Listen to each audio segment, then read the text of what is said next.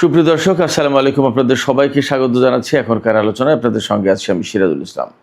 দর্শক, খুবই গুরুত্বপূর্ণ কিছু খবর আছে। যেমন সৌদি পররাষ্ট্রমন্ত্রী প্রিন্স ফয়সাল বিন ফারহান তিনি বলেছেন সৌদি আরব আর নিরাপত্তার ক্ষেত্রে আমেরিকার উপর নির্ভর করবে না। তিনি এর কারণ ব্যাখ্যা করেছেন, আমি পরে আসবো সে কারণে। এপাশে মার্কিন কংগ্রেসে গুরুত্বপূর্ণ ঘটনা ঘটেছে। ইসরায়েলকে সামরিক ও অর্থনৈতিক সহায়তা বন্ধ করার ব্যাপারে খোদ রিপাবলিকান দলের একজন কংগ্রেসম্যান প্রতিনিধি পরিষদে বিল এনেছিলেন। সেই বিলের পক্ষে, অর্থাৎ ইসরায়েলকে সহযোগিতা বন্ধ করার ব্যাপারে ডেমোক্র্যাট দলের 104 জন ভোট দিয়েছেন। অর্থাৎ ডেমোক্র্যাট দলের প্রায় অর্ধেক কংগ্রেসম্যান এই বিলের পক্ষে ভোট দিয়েছে, অর্থাৎ ইসরায়েলকে সহযোগিতা বন্ধের পক্ষে ভোট দিয়েছে। আমেরিকার রাজনীতিতে এটি বিরাট বড় পরিবর্তন। এপাশে মার্কিন প্রেসিডেন্ট ডোনাল্ড ট্রাম্প বলেছেন যে ইরানের সেতু এবং বিদ্যুৎ অবকাঠামোতে হামলা করে সব ধ্বংস করে দেবে। এর জবাবে ইরানের সামরিক বাহিনী বলেছে আমেরিকা যদি এই ধরনের হামলা চালায় তাহলে মধ্যপ্রাচ্যে ইরানের কোনো সামরিক ঘাঁটির আর বিন্দু বিসর্গ অস্তিত্ব থাকবে না। এমনভাবে ধ্বংস করা হবে যেন মনে হবে যে কখনো মধ্যপ্রাচ্যে আমেরিকার কোনো ঘাঁটি ছিল না। প্রশ্ন আসছে, ইরান কি দিয়ে এই কাজ করবে? এরই একটা জবাব আমি কিছুক্ষণ আগে পেলাম। ইরান নাকি বিশাল সাইজের ক্লাস্টার বোমা ব্যবহার করতে যাচ্ছে, যা ব্যবহার করলে একটা বোমা বিরাট এরিয়া একদম কমপ্লিটলি ধ্বংস করে দিতে সক্ষম। একটা বোমার ভিতরে অন্তত 500 থেকে 600 ছোট বোমা থাকে। ইরান তাই ব্যবহার করতে যাচ্ছে এবং ইরানের যুদ্ধের নীতিতেও পরিবর্তন আসতে যাচ্ছে। সুপ্রিয় দর্শক, এখনকার ভিডিওতে আমি এই সব বিষয় নিয়ে আলোচনা করব। এর সাথে আর একটা বিষয় থাকবে। মার্কিন ভাইস প্রেসিডেন্ট জেডি ভ্যান্স বলেছেন ইসরায়েলের কিছু লোক আমেরিকার ভিতরে এই প্রচারণা চালিয়েছিল যেন আমেরিকা ইরানের সাথে চুক্তি না করে, যুদ্ধ চালিয়ে যায়। জেডি ভ্যান্সের এই বক্তব্য কিন্তু খুবই গুরুত্বপূর্ণ মার্কিন এবং ইসরায়েল সম্পর্কের ব্যাপারে, বিশেষ করে যখন রিপাবলিকান দল ক্ষমতায়, যারা ইহুদিদের পক্ষে বিশেষভাবে দরদি বলে মনে করা হয়, তাদের পক্ষ থেকে এই বক্তব্য এটা অত্যন্ত গুরুত্বপূর্ণ। কেন গুরুত্বপূর্ণ আমি আশা করি শেষ দিকে বিশ্লেষণ করব। তো দর্শক, চলুন আমরা বিস্তারিত আলোচনায় চলে যাই। আশা করি এই আলোচনা ভালো লাগবে। আর যদি ভালো লাগে তাহলে আপনারা সবাই লাইক, কমেন্ট, শেয়ার করবেন। যারা নতুন ভিডিও দেখছেন কিন্তু চ্যানেলটি সাবস্ক্রাইব করেননি, তারা সাবস্ক্রাইব করতে পারেন এবং চ্যানেলটির অগ্রগতি উন্নয়নে আপনারা সবাই যার যার জায়গা থেকে বিশেষ ভূমিকা পালন করতে পারেন। দর্শক, চলুন এবার আমরা বিস্তারিত আলোচনায় চলে যাই। সর্বপ্রথম যে বক্তব্য আমি দিয়েছি, আলোচনাটা এনেছি, সেটি হচ্ছে যে সৌদি পররাষ্ট্রমন্ত্রী প্রিন্স ফয়সাল বিন ফারহান তিনি একটা বক্তব্য দিয়েছেন, যে বক্তব্য একেবারে বিশ্ব রাজনীতিতে ঝড় বয়ে গেছে। তিনি নাকি বলেছেন যে সৌদি আরব নিরাপত্তার জন্য আর আমেরিকার উপরে নির্ভর করবে না। কারণ তিনি এই ব্যাখ্যা করেছেন, কারণ যে আমেরিকা নিজেদের ঘাঁটি রক্ষা করতে পারছে না, সেই আমেরিকা সৌদি আরবের নিরাপত্তা কিভাবে দেবে? আমি শুরুতে একটা কথা বলেছি, নাকি বলছি এই কারণে, আমি যে জায়গা থেকে প্রিন্স ফয়সাল বিন ফারহানের বক্তব্য শুনলাম সেটা ছিল আরবিতে। আমি আরবিটা যেহেতু বুঝি না আরবি অর্থ, সেই কারণে আমি একদম সরাসরি বলতে পারছি না যে এটা তিনি বলেছেন। বাট সেই বক্তব্যের ইংরেজি অনুবাদ ছিল এটা, যার কারণে নাকি বলেছি। আবার আমি সেই আরবিটুকু যে কোনোভাবে অনুবাদ করে কোনোভাবে আমি শুনবো সেই সময় বা সেই সুযোগ আমি পাইনি। তবু ইংরেজি অনুবাদের উপর ভিত্তি করে আমি বলছি, সৌদি পররাষ্ট্রমন্ত্রী প্রিন্স ফয়সাল বিন ফারহান এই কথা বলেছেন এবং তিনি কেন এটা বলছেন তার তো কারণ ব্যাখ্যা করেছেন যে আমেরিকা যেহেতু নিজেদের ঘাঁটি রক্ষা করতে পারছে না, সেক্ষেত্রে তারা সৌদি আরবের নিরাপত্তা কি দেবে, অতএব তাদের উপর নিরাপত্তার ব্যাপারে আর রিলাই করার কোনো প্রশ্ন নেই। তাহলে সৌদি আরব কার উপর ভরসা করবে? এ প্রশ্ন যেমন আসছে, তেমনি একথাও অবধারিতভাবে বলতে হবে যে তাহলে ইরানের সাথে আমেরিকার যে যুদ্ধ, এবং তার সাথে তো ইসরায়েল জড়িত ছিল, এই যে বিরাট বিশাল যুদ্ধ, এই যুদ্ধে আরব রাষ্ট্রগুলো কি বুঝে গেছে যে আমেরিকা এখানে পরাজিত হতে চলেছে, এবং ইরান কি আসলে মধ্যপ্রাচ্যের তথা সারা বিশ্বের রাজনীতি, সামরিক নীতি এবং কৌশলগত যে সমীকরণ ছিল সেগুলো পরিবর্তন করে দিল? এই প্রশ্ন আমি আপনাদের কাছেই রাখলাম, আপনারা জবাব দিতে পারেন কমেন্টের মাধ্যমে।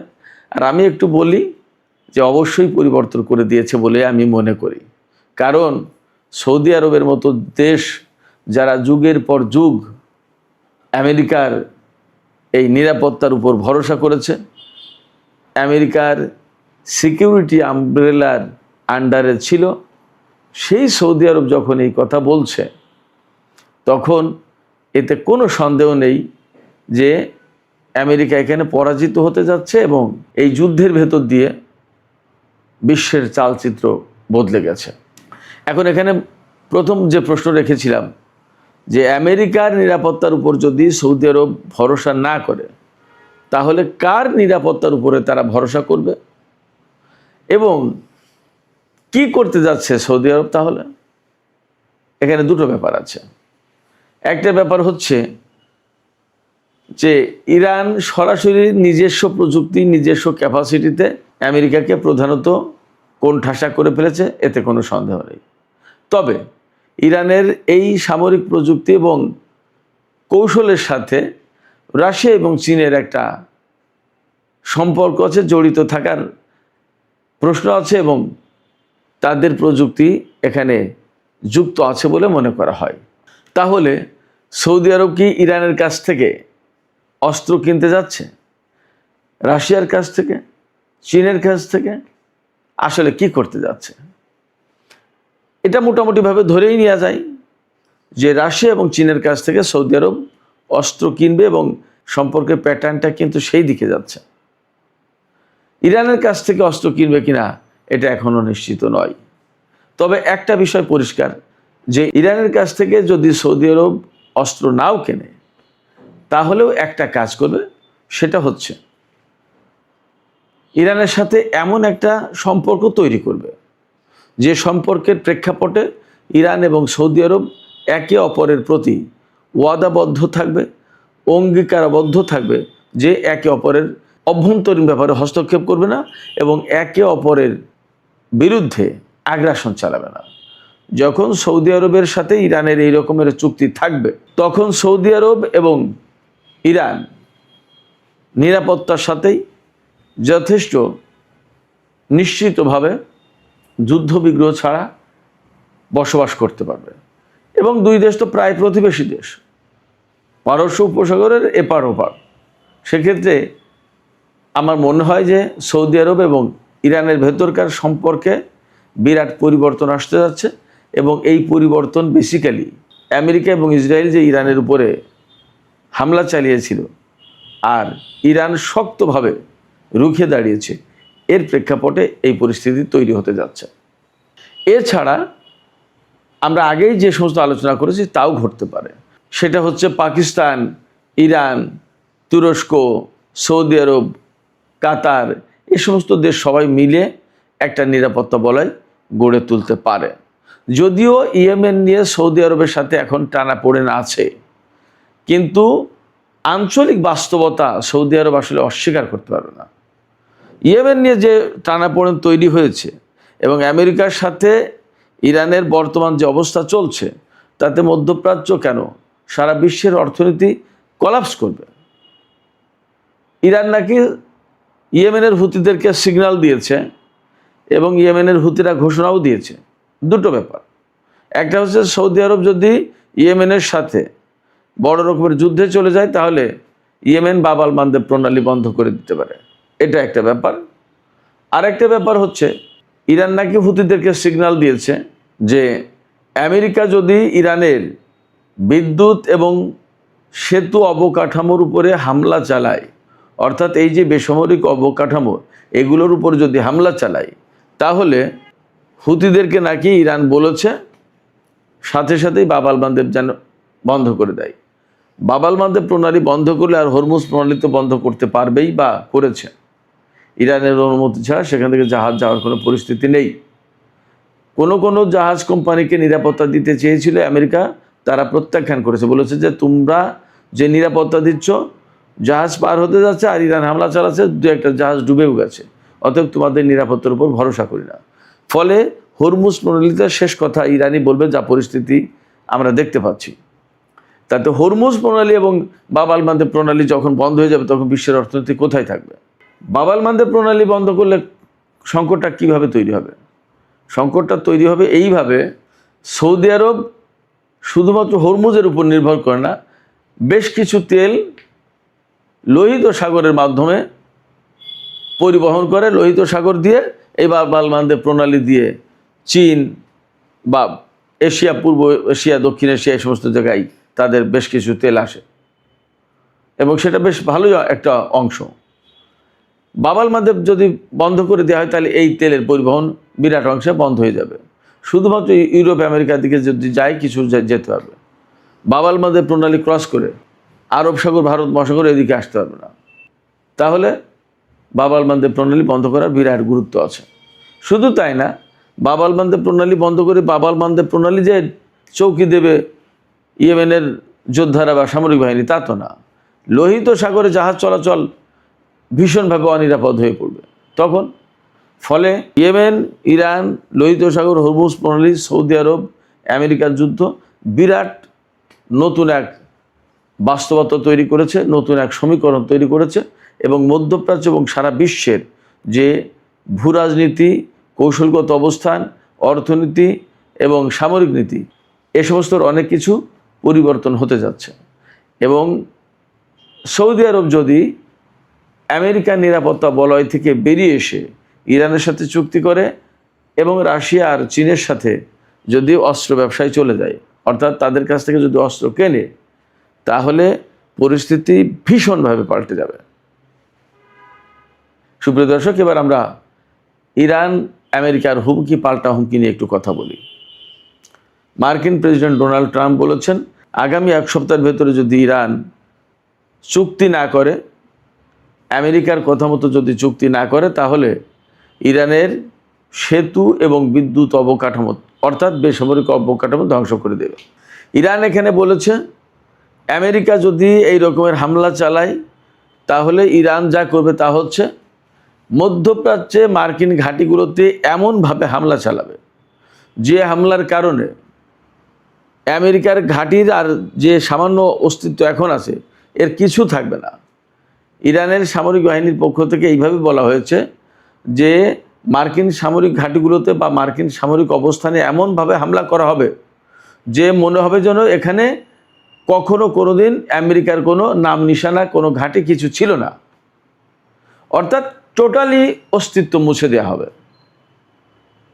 এই জায়গায় অনেকে সন্দেহ করছিলেন বা আমিও মনে করছিলাম যে ইরান আসলে কি দিয়ে কি করবে। ইরানের হাতে ব্যালিস্টিক ক্ষেপণাস্ত্র আছে, হাইপারসনিক ক্ষেপণাস্ত্র আছে, ড্রোন আছে এবং এরই মধ্যে গত দীর্ঘ যুদ্ধে আমেরিকার ঘাঁটি অনেকগুলো কিন্তু প্রায় ধ্বংসস্তূপে পরিণত হয়েছে, অনেকগুলো একদম ক্ষতিগ্রস্ত হয়েছে, ব্যাপকভাবে ধ্বংস হয়ে গেছে। যা যেটুকু আছে সেগুলোকে ধ্বংস করার জন্য এই যে অস্ত্রগুলোর কথা বললাম, ব্যালিস্টিক ক্ষেপণাস্ত্র, হাইপারসনিক ক্ষেপণাস্ত্র, ড্রোন বা ইরানের বিমান, এর পাশাপাশি নতুন করে যুক্ত হতে যাচ্ছে বিশাল বড় আকারের ক্লাস্টার বোমা। এই বোমা ইরান পরীক্ষা করতে যাচ্ছে অথবা ব্যবহার করতে যাচ্ছে। খবরটা এরকম বলা হচ্ছে, পরীক্ষা করতে যাচ্ছে। তা পরীক্ষা মানে এই ব্যবহার করতে যাচ্ছে।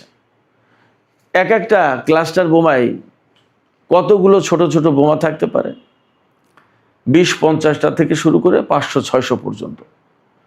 ইরানের যে ক্লাস্টার বোমা ব্যবহার করতে যাচ্ছে তাতে সম্ভবত এইরকম 400-500-600 বোমা থাকবে, এইরকমই মোটামুটি একটা ধারণা আমি পেলাম। এখন এক একটা ক্লাস্টার বোমা যদি এইরকম একটা বোমা মারা হয় তাহলে বিরাট বিশাল এরিয়া একেবারে কমপ্লিটলি ধ্বংস হয়ে যেতে পারে।